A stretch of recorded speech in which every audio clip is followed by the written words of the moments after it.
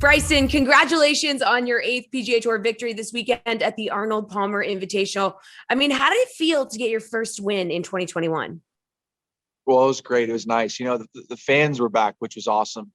I got to see them in Florida, and they were rooting and a little rowdy sometimes, but I liked that. It was kind of fun, and being able to win in front of a crowd was awesome. To see my raw emotion after I won, giving it to the crowd a little bit was great. It's something that I was proud of myself of being able to accomplish that feat with fans. Because look, we've been played in a couple of years with fan, or about about a year and a little. Yeah, pretty much a year. This is when the quarantine kind of happened. So about a year with fans. And so for me, it was definitely a weird feeling. I've won a couple of times without fans, and now being out and winning with fans makes me feel a little more comfortable that I can do it under high intense pressure situations again. I was going to ask what it was like having fans back out on the course, but it sounds like it was just palpable energy for you. Yeah, very much so, especially on number 6 tee. I mean, everybody's been talking about that quite a bit. Walking from 5 green to 6 tee box was certainly a little nerve wracking for me because, I didn't know if I was going to go for it or not. And they all riled me up, and I was able to get some adrenaline going and pump that drive over the water. So that was quite an exciting moment. I reacted pretty cool, I think. I think it was a cool reaction. Yeah, I was going to ask about the 6th. I mean, no one's ever done what you did twice. What prompted you to take the shot? Was it a little bit of the crowd like cheering you on there? Yeah, it was definitely the crowd. Fans were around me on. They were going, "Come on, Bryson, you can drive it over the lake. You can do it." It's funny. I actually pulled out a foreign just to joke with them, just to mess with them. They're like, "What?" What was going through your head after first contact there? Oh, well, for me personally, it was more about if I make good contact, I know it's going to get over, but the wind has to be right.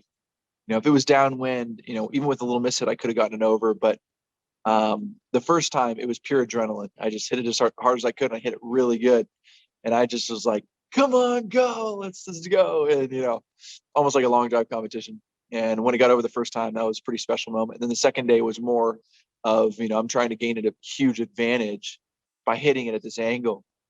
And it was more of a selfish type of shot in nature, albeit I did pull it and it came out a little low. So I was kind of nervous at that point in time, though. I when it didn't splash, I was like, okay, it's over at least. And so I did it 2 days in a row, leading the golf tournament, nonetheless, which is pretty cool. John Daly made a nice 18 there one year, trying to go for the green. I can't even imagine what must have been going through your head. But I mean, you had 17 straight bogey-free holes to get the win. I mean, 2 incredibly long putts. I mean, how emotional is it to get wins at both Jack Nicklaus's course, Memorial, and Arnold Palmer's at Bay Hill? Yeah, it is pretty incredible. Those are 2 iconic, legendary people of the game, and they meant the world to me growing up. I looked at them, I idolized them. I thought they were pretty special human beings and somebody that I could look up to. And to win their tournaments and to get that under my belt at the age of 27 is pretty special. And not very many people have done it. So I'm pretty excited to be able to do that and have that taken care of in my early career. So, I mean, I know you've talked about it a bit here, but how fired up were you to get a text message from Tiger Woods? It was incredible. I didn't expect it. I was, it was 11 o'clock in the morning. I was just about ready to go out to the golf course. And all of a sudden I get this text. I'm like, what the heck? And it just says, go get him. And it's like, wow, that's amazing. In his state, in the state that he's in right now, for him to think about me, in that moment it was special. It motivated me. And we had a couple of texts back and forth, and he really inspired me to play well. And, I played for him that day and for Mr. Palmer that day as well. And, when your back's up against the wall, you punch through and you keep moving forward. And that's what I was able to do. And that's what Tiger did. That's what Arnie did. And it was pretty cool to be able to do that and to accomplish that feat and win the tournament for them. And, do it in a manner that they would have appreciated. Yeah. So he texted you beforehand, and then did he text you after you won, after you went out and did it? Oh yeah. There were some explicitives, but yeah, for sure. He's a really cool dude. He means the world to me, and I care about him a lot. And, my heart's heavy for him, obviously, and I want him to recover in the quickest way possible. And so, definitely afterwards, we had a few texts back and forth, and a pretty special moment for sure. One that I'll remember for the rest of my life. Well, from a DraftKings perspective, you were one of the top price golfers in daily fantasy golf this weekend, an 11K price tag, and rostered in 14% of lineups. Now, you made our customers very happy with your performance. Any guess on how many fantasy points you think you scored? I got no clue. Oh man, hopefully a lot. A tournament topping 107. So just a little fun fact for you. Very good. Yes, people were very, very happy. Really good. Yeah, it's very good. Well, our players were also really confident in your round 4 performance. 56% of players rostered you in showdown formats on Sunday. So, I mean, what is it about your game that instills confidence for fantasy players or just like people in general? It's funny. There's a stat that Mark Brody had popped out. He's a statistician for the PGA Tour, and he actually said in one of his recent articles, he said that Bryson is one of the most clutch performers when it comes to him being close to the lead on Sunday. And I think there's a lot of data behind that where, when I've been close to the lead, I really haven't, thrown it away per se. It's always been, I've fought and kind of persevered through and did well. I never really lost a tournament. I was just beaten by a few players. And so, for some reason, when the time gets tough, I get after it and I'm able to, for the most part, execute really well. And I think that that instills a lot of confidence. People seeing that when I'm close to lead, I usually get the job done. Now, between our classic and showdown formats, you were the highest scoring golfer on the DK leaderboards, and you were the 15th most rostered. So what parts of your game are you working on that are going to get those numbers even higher? Because I always know you're working. Yeah, I mean, I was even working until dark tonight on iron play and wedging and driving. Those are the most important parts of my game that need to be worked on. I still think that it's not 100% figured out, but we're certainly moving in the right direction. My putting is great. I haven't had an issue with that in a while now, which is awesome.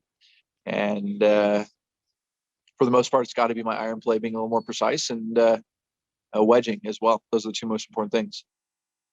Well, as you know, here at DraftKings, we like to make it rain. So how much do you think our customers who rostered you in daily fantasy formats won this weekend? Any idea? Ooh. I'm hoping, I don't know. I have no idea. It's like 50, 60,000. I don't know. So it's a little higher than 50, 60,000. It's nearly 4.7 million off nearly 3.2 million in entry fees. So that's about a 47% return on investment, which is pretty good. Incredible. Yeah. I mean, I trust it. I just like to throw those out to just shock you. You're like, that's 50 grand. Maybe like 4 million. Yeah. That they definitely won more than what the tournament was worth. How about that? Okay, well, Bryson, next up is TPC SAWGRASS and the Players Championship, another course in Florida with a ton of history. This will be your third start, not counting last year when it was canceled. How will your strategy change from last week? It's not going to change much, to be honest with you. It's going to be about hitting fairways, hitting greens, and making a lot of putts. I mean, that's every week what you got to do to win. Very simple. Hopefully I can gain some advantages where I can off the tee in certain areas, par fives, maybe par fours that are reachable, or holes that are super long par fours, I can get there with ease. Hopefully those are the holes I can take advantage of if I'm hitting it really good. So the Players used to be played in May, but has since moved to March. I mean, how do you think the course might play differently? It's probably going to play a little bit softer, I would say. Maybe.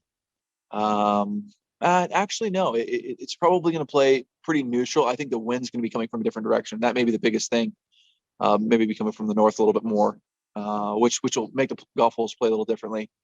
Certainly 17 and 18, I feel like will be a little bit more difficult with that wind. And yeah, I mean, I'm sure the greenskeepers and greens crew here will make it as much similar as it was in previous years. But from my perspective, I think that the wind will play the biggest factor.